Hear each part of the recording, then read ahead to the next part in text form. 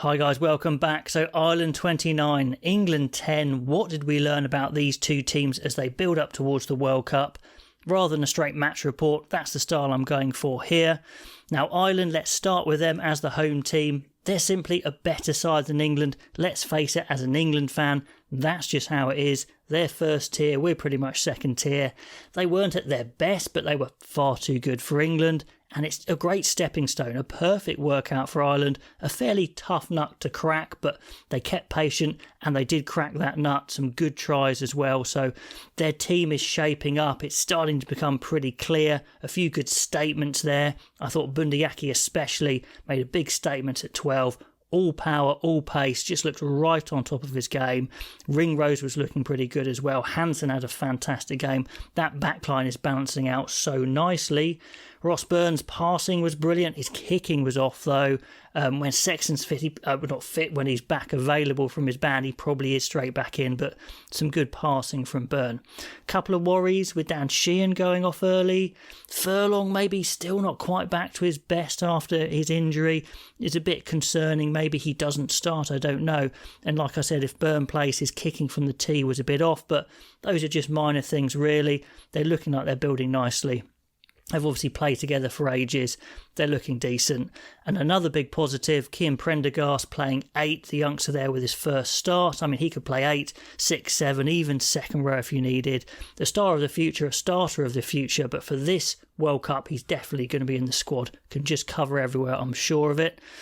And Ireland, they know they've got enough special that if they just hold onto the ball, they can execute something eventually. I think when Billy went off for his yellow/red card, it's a good example. They went through good phases, quick phases, and we just waited for that chance to appear, and then they exploited it.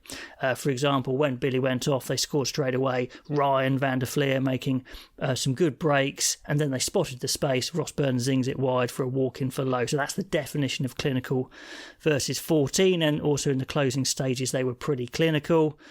In defence, Ireland rushed England pretty well. They slowed down the ruck really well. I mean, England's ruck was pretty slow in the first 60 of that game, and Ben Youngs was having a torrid time. They were really shunting the ruck around, making that ruck ball so slow they could, pick up their defenders.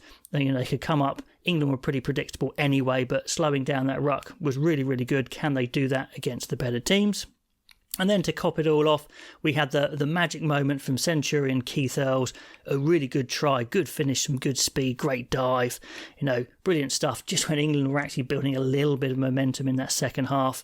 And another good burst from van der Fleer in the build-up to that. He was brilliant once again. Van der Fleer, top player.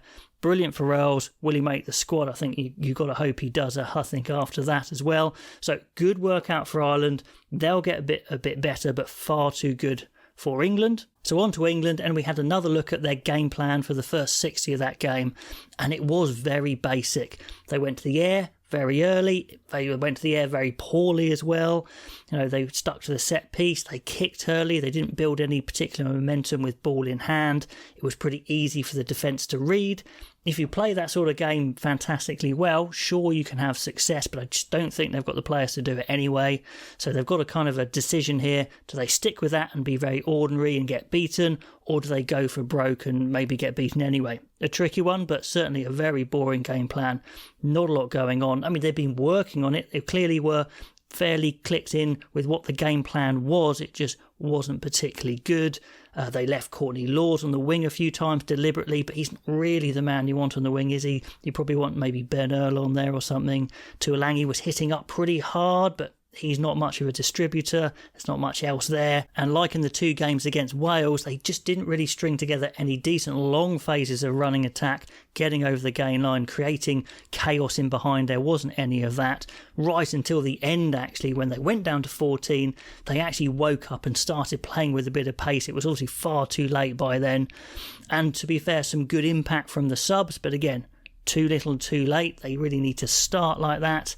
And I'll probably just finish on with that England team to start with was just really slow athletically. In the World Cup, it's probably going to be one of the slowest teams going. George works hard, but he's just not that quick.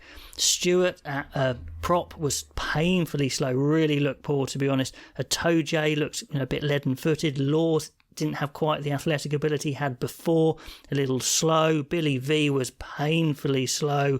Youngs was incredibly slow. The ruck was getting disrupted, but it was just so slow. Ford was trying hard, but again, not the player he was. He got an interception, but he knew he couldn't make any sort of burst with his pace, so he kicked it straight away. Tells you all you need to know. Tuolangi looks a little slow in defence. Stewart, we know when he gets one-on-one, is like turning the Titanic. Daly hasn't got the pace anymore, so it's really, really struggling with that athletic ability, that speed. Really not threatening Ireland at all, to be honest. And that means they can't do, even if they wanted to, that heads-up running attack where they break a few tackles and play from nothing and create something from nothing, not that they're trying to anyway. So not looking great for England. They need to decide, what are they going to do? Are they going to stick with this fourth ball and just see what they can eke out of games? Or are they going to go for broke and try for their quicker players, their more expansive players, and risk getting thumped by big scores anyway? Anyway, let me know what you thought of that game. What could you tell about Ireland? What could you tell about England? A good building block for Ireland, I'd say. England are just not going anywhere at the moment at all. All those comments below, and I'll catch you next time.